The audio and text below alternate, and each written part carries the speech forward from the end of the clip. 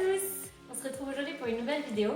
Une nouvelle vidéo un petit peu particulière parce que c'est une vidéo qui va me concerner et concerner donc mon expérience, ma vie par rapport à la nourriture depuis le début.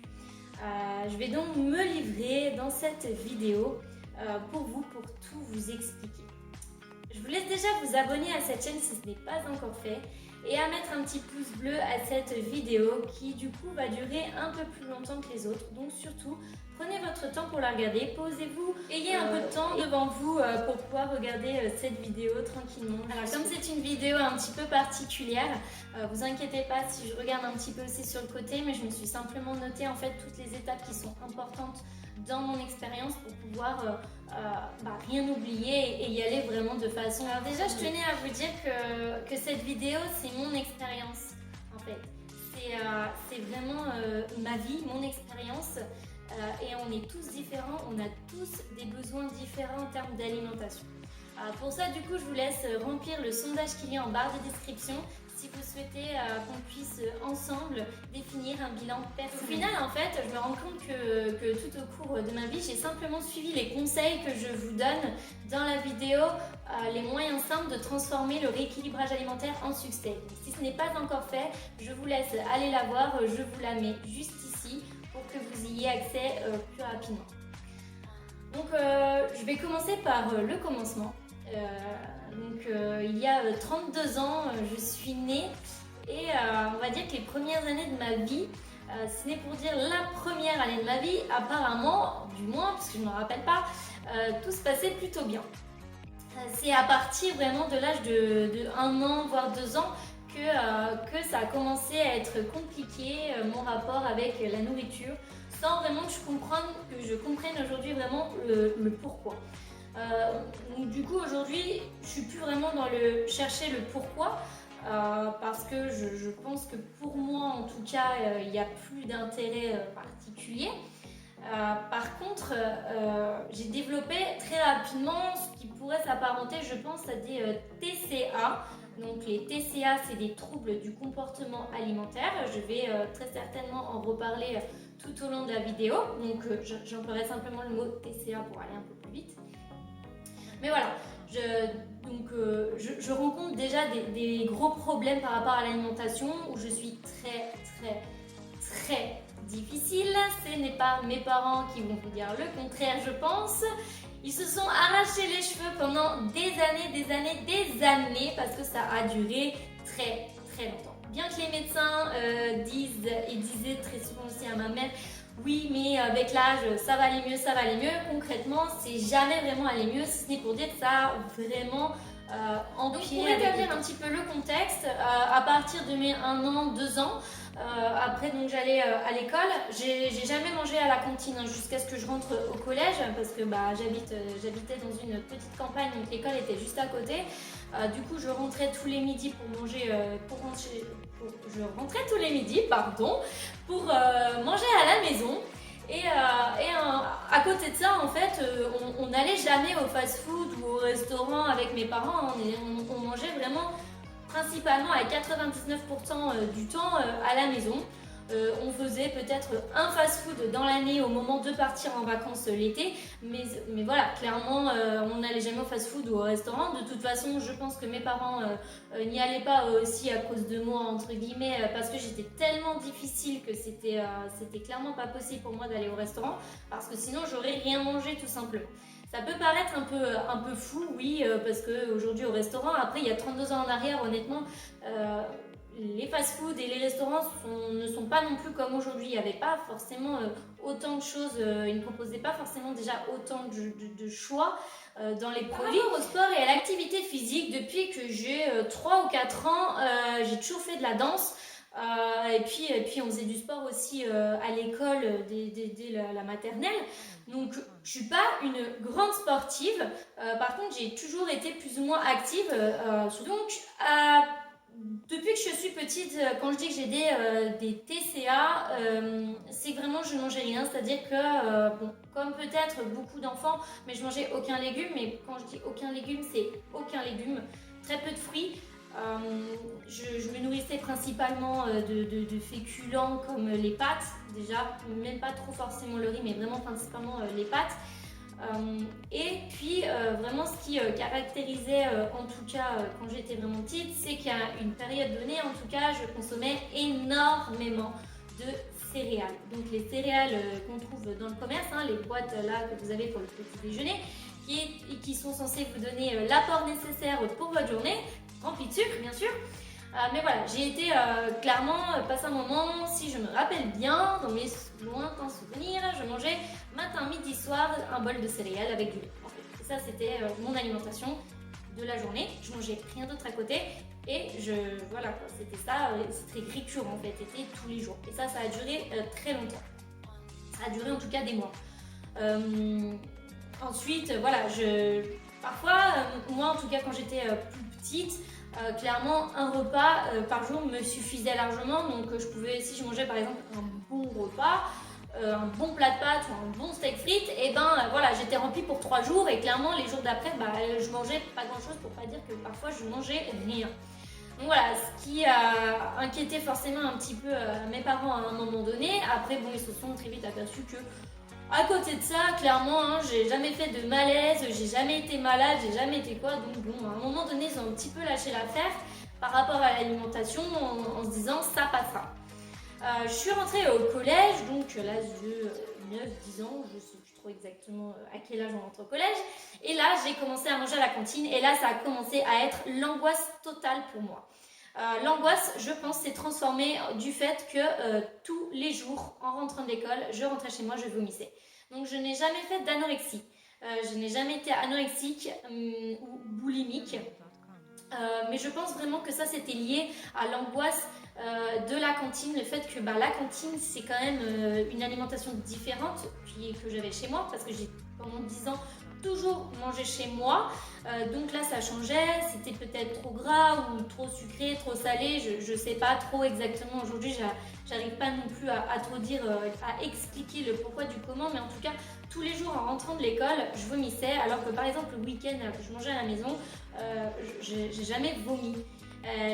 C'est pas moi qui me faisais vomir, ou en tout cas peut-être des fois c'était moi qui le faisais parce que j'étais tellement pas bien que je voulais qu'une chose, c'est que ça sorte, mais vraiment c'est que j'étais pas bien, la digestion se faisait pas bien, j'étais mal.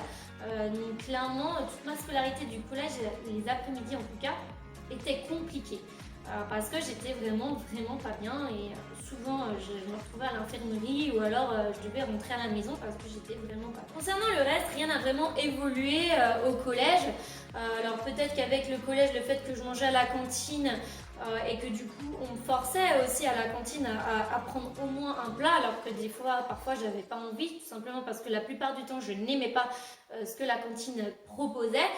Du coup, c'était très compliqué à gérer, mais clairement, voilà, il n'y a rien qui a changé, hein. Je mangeais toujours la même chose et je n'aimais toujours pas les légumes, toujours pas les fruits et je mangeais tout le temps la même chose.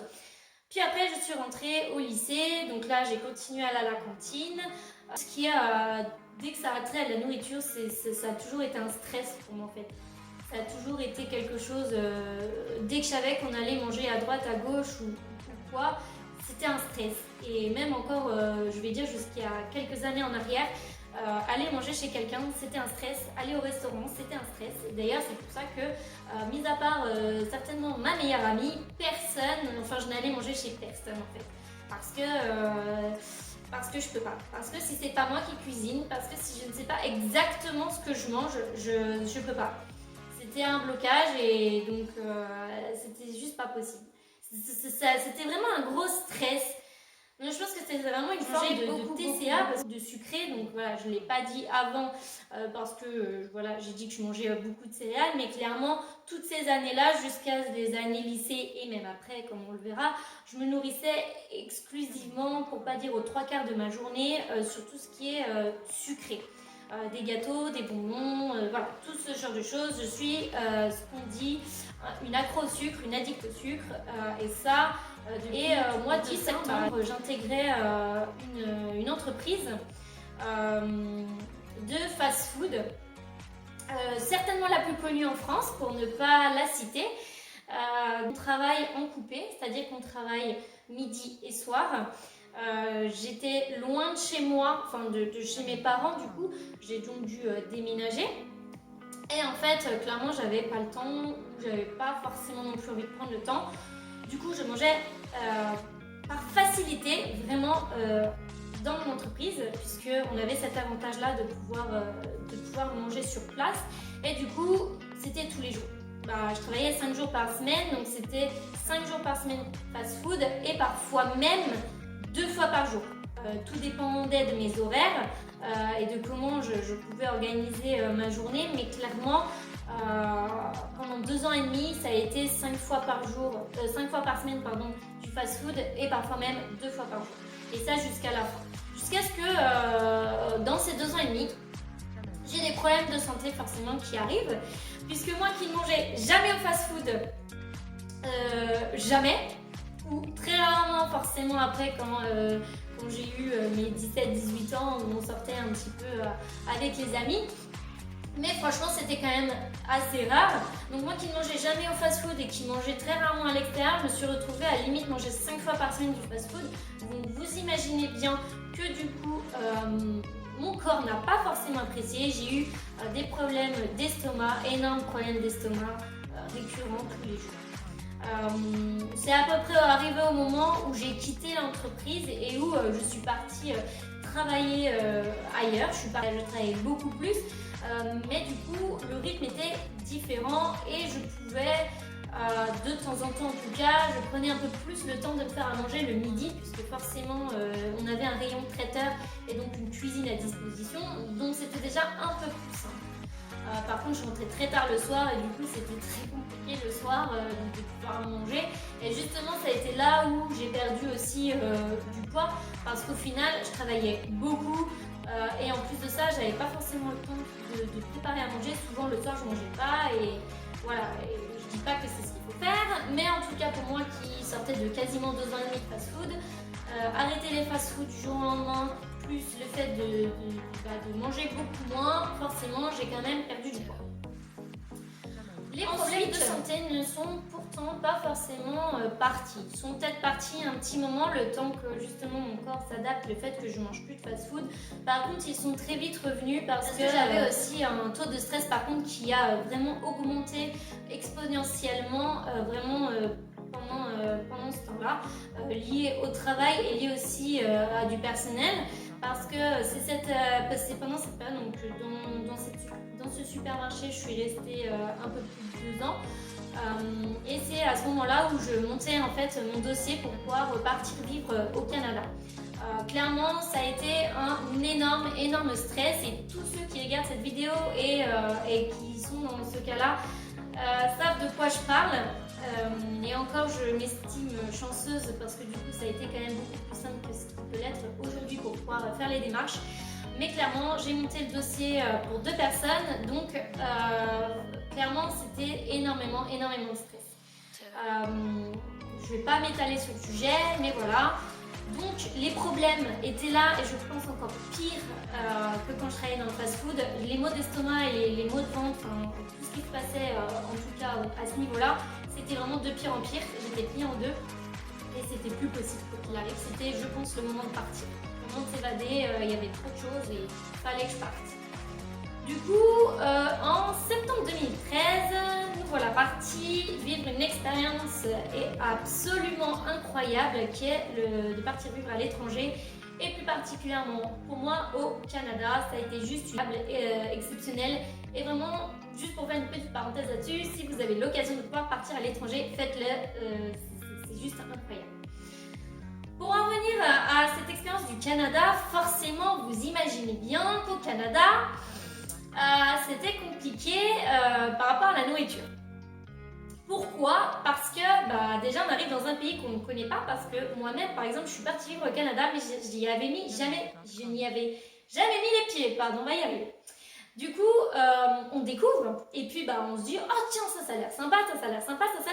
Mine de les semaines, les mois passent et on prend quelques kilos gentiment. Tout ça pour dire que je me suis retrouvée au Canada à travailler dans un fast-food, donc une autre enseigne, une célèbre marque, de poulet frit. Du coup, rebelote un petit peu avec mes travers d'avant, où je mangeais quand même régulièrement du fast-food. Et en plus de ça, je le mangeais au travail, mais on le mangeait aussi à l'extérieur parce qu'on y allait très jusqu'au jour où au Canada, avec tout ça, j'avais aussi mes maux d'estomac et tout ça étaient revenus, où je me suis retrouvée aux urgences et du coup c'est différent. Déjà de un parce que vous n'êtes pas dans votre pays, que vous êtes expatrié, vous êtes un étranger pour le pays et que du coup il faut payer. Clairement c'est pas la France et là-bas vos frais médicaux faut les payer. Donc bien que j'avais une assurance en France qui a pris en charge quand même des coûts, il faut quand même avancer et quand vous devez avancer 1 200 $ de votre poche, et ça fait pas rire. Du coup voilà, je suis arrivée aux urgences un soir, j'étais au travail, en fait ça allait pas du tout, j'ai fait des malaises, donc je suis allée directement aux urgences. Ils pensaient à une appendicite au début, au vu des symptômes que j'avais, mais très vite ils se sont aperçus que c'était pas ça. Je suis restée donc la nuit, je suis arrivée le soir, je suis restée toute la nuit, je suis partie le lendemain dans la matinée je crois. Je suis rentrée à la maison, ils ont fait vraiment une batterie de tests, mais ils n'ont absolument rien trouvé. Et puis après, jusqu'au moment où ils se sont aussi aperçus que j'étais pas canadienne, que j'étais française, et du coup ils ont un petit peu aussi stoppé les examens parce qu'ils avaient aussi peur de ne pas être payés. Parce qu'il faut aussi quand même se remettre dans le contexte. Et voilà quoi, j'ai été prise en urgence. Quand je suis arrivée, j'ai été très vite prise en charge et ils se sont pas aperçus en fait que j'étais française. Et comme il faut avancer les frais normalement, chose que j'avais pas faite comme j'étais prise en urgence, du coup voilà, quand ils se sont aperçus que j'étais française, ils ont un petit peu stoppé aussi les recherches. Du coup je suis rentrée le lendemain sans savoir exactement ce que j'avais. On était au Canada, on était très loin de la maison, de tout ça, et du coup on se pose des questions, est-ce qu'il faut rentrer, pas rentrer. On a fait le choix, en tout cas j'ai fait le choix de vouloir rester là-bas pour pouvoir poursuivre l'expérience, je le regrette pas. J'ai continué à vivre comme ça et puis jusqu'à ce que je revienne en France. En France, quand je suis quasiment rentrée, j'ai refait aussi des examens qui n'ont rien donné. Clairement, on n'a jamais rien trouvé. Après, je ne veux pas blâmer le système français ou quoi que ce soit, ni le système canadien ou quoi que ce soit. Je pense que clairement, on n'allait pas du tout chercher au bon endroit. C'était des examens très larges avec des médecins qui pratiquent de la médecine générale et ils n'ont pas une approche holistique en fait de l'être humain pour moi. Je parle en fonction de mon expérience parce qu'aujourd'hui j'ai 32 ans et clairement ce n'est que des suppositions que j'ai mises sur ce que j'ai pu avoir et sur les mots que j'avais. Mais en fait on n'est clairement pas allé chercher au bon endroit et je pense qu'aujourd'hui je ne sais toujours pas ce que j'avais et pourquoi j'avais ces mots et tout ça, même si comme je vous le dis aujourd'hui c'est des suppositions que j'aimais. Mais c'était clairement lié à mon alimentation. Je pense que tous mes problèmes de santé, en tout cas que j'ai depuis un certain temps, étaient clairement liés à l'alimentation. Et bien que j'en ai plusieurs fois quand même parlé à mon médecin, le fait que justement quand j'étais au collège, j'avais des vomissements et tout ça, jamais personne n'a vraiment pris au sérieux tout ça en se disant oui, il n'y a rien d'anormal, c'est un enfant, ça n'aime pas les légumes, un enfant. Oui, je suis d'accord, un enfant, ça n'aime peut-être pas les légumes, ou en tout cas beaucoup, c'est pas une généralité, mais je veux dire, après il y a des cas à prendre en considération. Je pense que par exemple pour mon cas, où j'étais quand même dans des choses très extrêmes, très extrêmes, est-ce que je vous donne des exemples? Est-ce que vous voulez des exemples? Oui. Par exemple, quand mes parents faisaient cuire des pizzas, c'était des pizzas surgelées du commerce, je mangeais que la croûte. J'ai jamais mangé ce qu'il y avait à l'intérieur de la pizza ou le poisson pané. Il fallait absolument que j'ai du poisson pané, mais je mangeais que la panure. Oui, vous allez me dire que certainement votre enfant le fait. Et j'ai envie de vous dire, s'il fait ça de façon isolée, voilà, on a tous, et je pense qu'on a tous des petits trucs comme ça dans l'alimentation. En revanche, là je vous donne, c'est isolé en fait. Mais clairement, toute mon alimentation était comme ça et je pense que vraiment ça n'a jamais été pris au sérieux et que j'aurais dû être prise en charge depuis très longtemps et depuis toute petite par rapport à cette alimentation pour éviter de développer tout ça, pour éviter de développer cette dépendance aussi au sucre parce que cette dépendance au sucre, on le verra par la suite, va me causer aussi d'autres problèmes. Donc à mon retour en France, je suis retournée travailler dans la célèbre enseigne, la même enseigne que dans laquelle je travaillais au Canada. À partir de ce moment-là, c'est à peu près à ce moment-là en fait où en fait on a diagnostiqué un diabète dans une personne de ma famille. Voilà, on a une prédisposition au diabète et donc je sais pertinemment depuis que j'ai peut-être 17 ou 18 ans qu'il faut que je fasse attention à ma consommation de sucre. Allez dire ça à un accro au sucre et clairement il vous dira oui t'inquiète, je fais attention, j'en mange pas trop, je fais ci, je fais ça. Mais voilà, c'est une dépendance en fait. Concrètement c'est une dépendance et on a beau faire tout ce qu'on veut, on a beau nous dire aussi tout ce qu'on veut, j'ai envie de dire ça rentre par là et ça sort de l'autre. On est conscient et j'étais consciente et je suis encore aujourd'hui que je mangeais beaucoup trop de sucre et que ça allait forcément à un moment donné me jouer des tours. Mais j'ai envie de vous dire que tant qu'il ne vous arrive rien, vous avez l'impression un peu d'être immortel et qu'il ne peut rien vous arriver. Donc 2017, je suis tombée enceinte, donc voilà, j'ai donc vécu ma grossesse. Et on va dire que ça a vraiment été là où il y a eu une prise de conscience. Une prise de conscience par rapport à mon alimentation et au fait que je me dise que demain, il y allait avoir quelqu'un à côté avec moi qui allait tous les jours me regarder manger, me regarder cuisiner. Et je me dis simplement que non, je ne peux pas lui montrer cet exemple-là en fait. C'est pas possible de lui montrer ça. Parce que j'aurais pas en fait de légitimité à lui dire à lui de manger correctement ou de ne pas manger de bonbons, alors que moi-même à côté, c'est pas ce que je fais. Donc vraiment, ça a été une grosse prise de conscience, même si donc je vous ai épargné quand même les détails, mais petit à petit et depuis mon retour du Canada, j'avais aussi fait beaucoup d'efforts par rapport aux légumes, aux fruits et à tout ça. J'ai toujours aimé cuisiner. J'ai toujours aimé cuisiner, je pense que tout mon entourage pour vous le dire, depuis que j'ai peut-être, je sais pas moi, 19 ans en tout cas, que ce soit la pâtisserie, que ce soit la cuisine, j'ai toujours aimé ça, il y avait toujours quelqu'un à la maison pour venir manger. Le truc c'est qu'en fait je cuisinais, tout le monde venait manger à la maison, mais moi je mangeais pas, en fait, ça a toujours été comme ça. Ou alors je me faisais quelque chose à côté d'autre parce que j'aimais pas ce que je cuisinais. Mais par contre j'ai toujours aimé ça, la cuisine, la pâtisserie, surtout la pâtisserie. Mais du coup j'ai toujours aimé cuisiner. Par contre ça n'a pas été quelque chose à changer avec la grossesse, non ça y était déjà. Mais voilà, clairement avec la grossesse, la prise de conscience, le fait de se dire que bah voilà, demain j'aurai un enfant et j'ai clairement pas envie que mon enfant soit comme moi et vivre les mêmes choses que moi parce que c'était clairement pas facile. Je parle d'un point de vue alimentation parce que clairement quand vous pouvez pas aller au restaurant ou voilà, je peux vous raconter une anecdote où j'avais, je ne sais plus moi, mais en tout cas j'avais 23-24 ans, donc largement passé. Vous allez au restaurant, vous regardez la carte, vous êtes nombreux au restaurant parce que c'est l'anniversaire de je ne sais plus qui.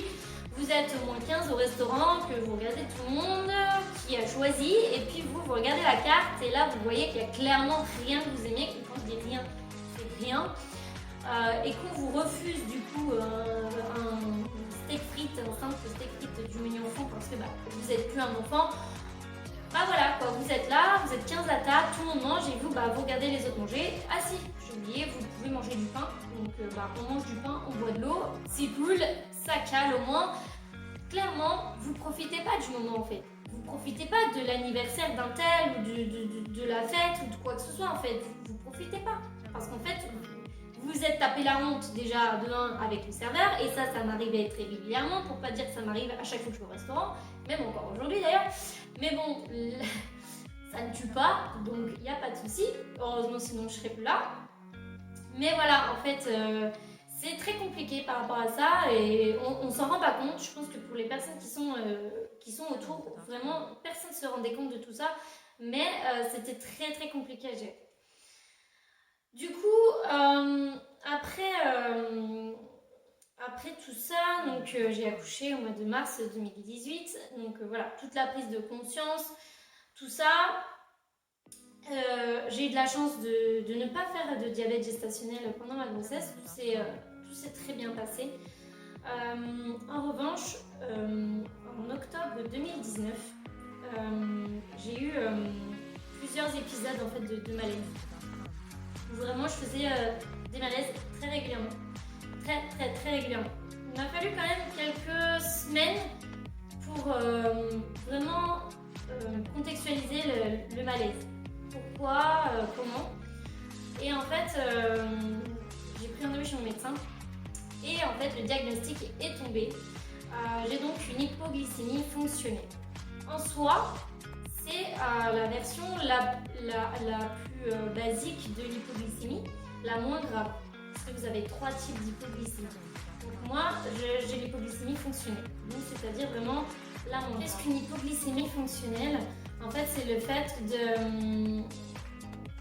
Après une grosse prise de sucre, donc de viennoiserie, de soda ou de bonbons, de tout ce que vous voulez.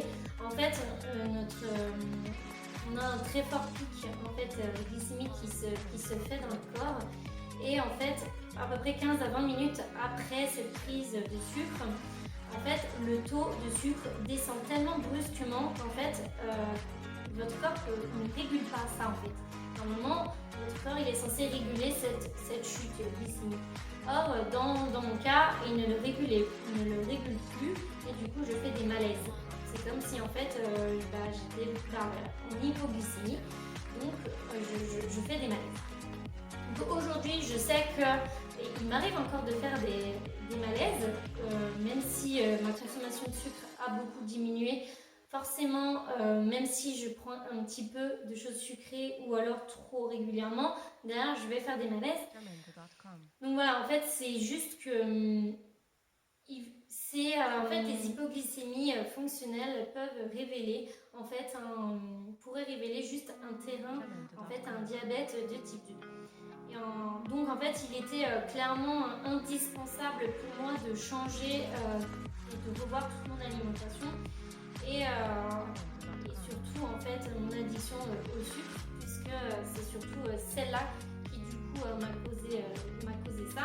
Puisqu'aujourd'hui, on va dire que par rapport à l'hypoglycémie fonctionnelle,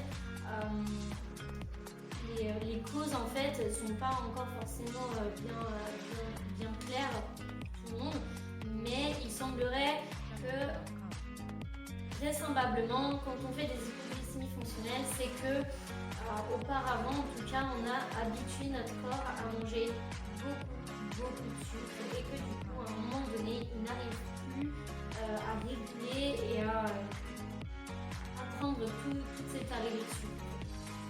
Du coup, ça fonctionne plus trop correctement et après, vous faites des malaises parce que, à contrario, je peux, c'est pas comme un diabétique ou comme d'autres hypoglycémies, je peux jeûner ou je peux sauter des repas sans... Je vais pas faire de malaise en fait, hein. C'est pas genre une hypoglycémie pour dire parce que je n'ai pas eu à manger, ça c'est pas du tout ça, c'est vraiment quand j'ai un trop gros apport de sucre d'un coup qui fait qu'en fait mon corps là il se met en blackout et en fait je fais malaise, c'est tout en fait, enfin c'est tout. Voilà, donc c'est vraiment la version la moins grave de l'hypoglycémie. Mais qui en gros fait juste dire que votre corps vous dit stop à ton alimentation, il faut que ça change. Juste après, fin 2019, en décembre 2019, j'entreprends donc un sevrage de sucre. Mais j'ai pas lâché parce que j'avais vraiment la motivation, je voulais vraiment le faire. Et aujourd'hui je regrette pas parce que même si ça fait quand même des années que j'ai changé. J'ai commencé à changer d'alimentation, à changer des choses, à manger plus de légumes, à me forcer à manger plus de légumes, plus de fruits.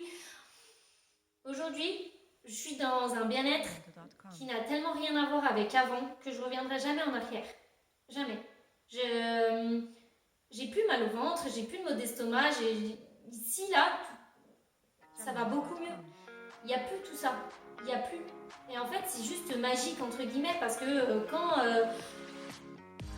vous avez tous les jours mal au ventre, alors pour les personnes qui ne connaissent pas ça, vous pouvez peut-être pas vous rendre compte, mais c'est épuisant de ça. C'est très vous avez mal au ventre, vous ne pouvez même pas vous lever pour faire quelque chose, ben, c'est plus possible. À un moment donné, vous vous dites, faut changer ça. Et aujourd'hui, bah voilà, je peux dire que j'ai galéré et je suis pas encore sortie d'affaires parce que je reste une accro au sucre. Donc j'ai changé bien sûr tout ça. Je mange plus de sucre raffiné, je fais vraiment attention. Ça ne m'empêche pas de temps en temps, s'il y a une occasion, de manger un pain au chocolat ou quoi que ce soit, puisque très souvent on me dit mais Diane, tu manges ça toi oui, pourquoi je n'en mangerais pas, enfin, pourquoi je pourrais pas manger un pain au chocolat de la boulangerie là parce qu'il y a quelqu'un qui en aura bien. Enfin, je veux dire, c'est une fois de temps en temps et c'est pas ça qui va me refaire plonger. Il est bien sûr important de temps en temps de se remettre un petit peu à flot, mais sinon je ne pourrais jamais revenir en arrière. Je suis dans un bien-être aujourd'hui et l'alimentation a changé ma vie par rapport à tout ça.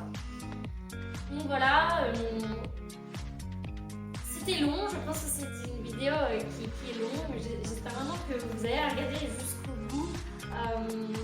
Vraiment vous montrer qu'en fait j'ai pris conscience bien sûr des choses par rapport à ma grossesse, par rapport au fait que je voulais pas que mon enfant soit comme moi, ait les mêmes problèmes que moi, même si je sais certainement qu'il y aura d'autres choses qui se passeront, mais voilà, juste pour sa santé aussi, parce que la santé on en a qu'une, il faut en prendre conscience et que si c'est pas maintenant qu'on change les choses, et ben demain il sera peut-être trop tard.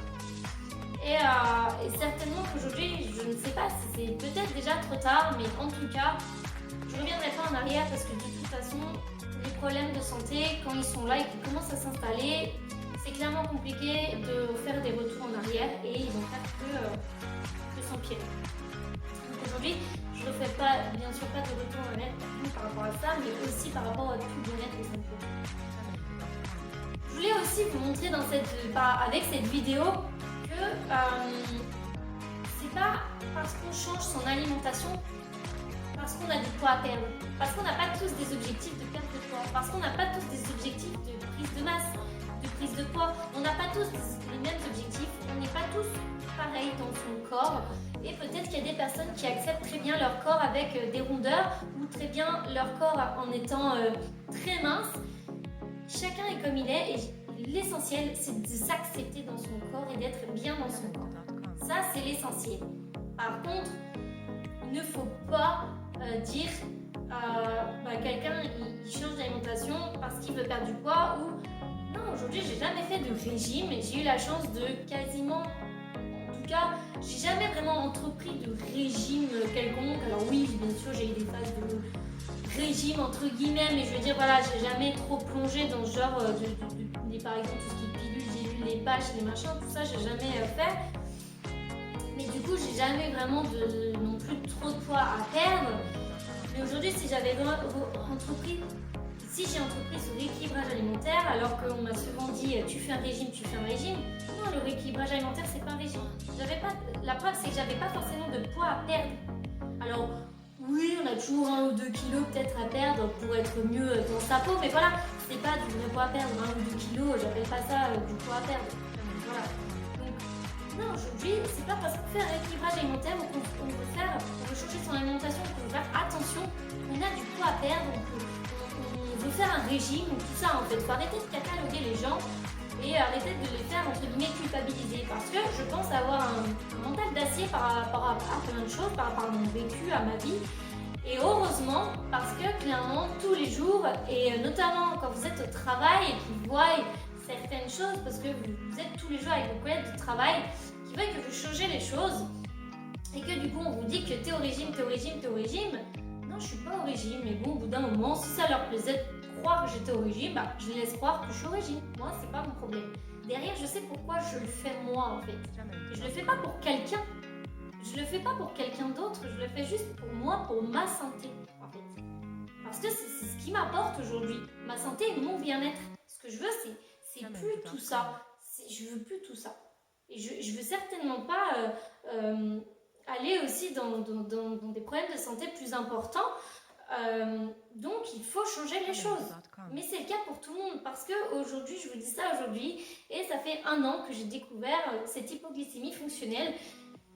Mais il y a 2 ans en arrière, jamais j'aurais pu imaginer qu'un jour on me dise que j'avais une hypoglycémie fonctionnelle ou quoi que ce soit, même si dans ma tête, dans un coin de ma tête, inconsciemment, je me disais bien qu'un jour ou l'autre, il allait m'arriver une tuile. Mais on sait jamais quand, et puis tant qu'il nous arrive rien, dans le fond, on fait rien. Mais voilà, aujourd'hui, c'est là, et j'ai réagi, et aujourd'hui, je peux vous dire que je me sens super bien. Donc si vraiment je peux vous aider là-dedans, si je peux que vous ayez, peu importe l'objectif que vous ayez, même si c'est de perdre du poids ou pas, juste de faire attention à votre alimentation, mais faites-le. Déjà, faites-le aussi pour vos enfants, pour leur montrer l'exemple, parce qu'ils sont l'avenir. Et clairement, ils sont l'avenir, c'est eux qui vont travailler dans l'agroalimentaire, qui vont travailler dans ces grosses industries, dans ces grosses marques. Et il faut que les choses changent par rapport à ça. C'est plus possible. On ne peut plus se nourrir comme on se nourrissait avant, avec de la merde. Parce que clairement, je mangeais de la merde et j'en ai mangé pendant tellement longtemps que mon corps, à un moment donné, il a dit stop, tout simplement. Et c'est pas parce qu'aujourd'hui vous avez 18, 19, 20 ans que vous vous dites c'est bon, je peux me permettre des fast-food 5 fois par semaine ou quoi que ce soit. Non, sûrement pas. C'est pas du tout ça en fait. C'est dès maintenant qu'il faut commencer à faire attention à votre alimentation. Bien sûr, vous pouvez peut-être vous permettre un peu plus de flexibilité parce que vous êtes jeune et que votre métabolisme, lui, il va réguler beaucoup plus facilement qu'à 30, 40 et après à 50 ans. Mais c'est pas pour autant qu'il faut se nourrir comme ça. Il faut vraiment faire attention un minimum. Il faut pas changer tout, se nourrir que de feuilles de salade, de pousses de soja, comme disait un ami à moi, me disait avec des pousses de soja, mais je cuisine pas de pousses de soja quoi. Je veux dire, à un moment donné, j'ai changé ma façon de cuisiner, ma façon de pâtisser même. Et franchement, on redécouvre des goûts. Parce qu'on n'a plus tout cette overdose de sucre ou de sel ou de gras dans les aliments. Et au final, on a vraiment le vrai goût des aliments. C'est ça qui compte. C'est vraiment voilà, je vais m'arrêter là pour cette vidéo parce que je pense qu'elle est suffisamment longue. J'espère vraiment qu'elle vous aura apporté quelque chose. Si vous avez des questions supplémentaires à me poser par rapport à ce parcours-là, n'hésitez pas à me les poser en commentaire. Je n'hésiterai pas à vous répondre. Voilà, à très vite dans une prochaine vidéo.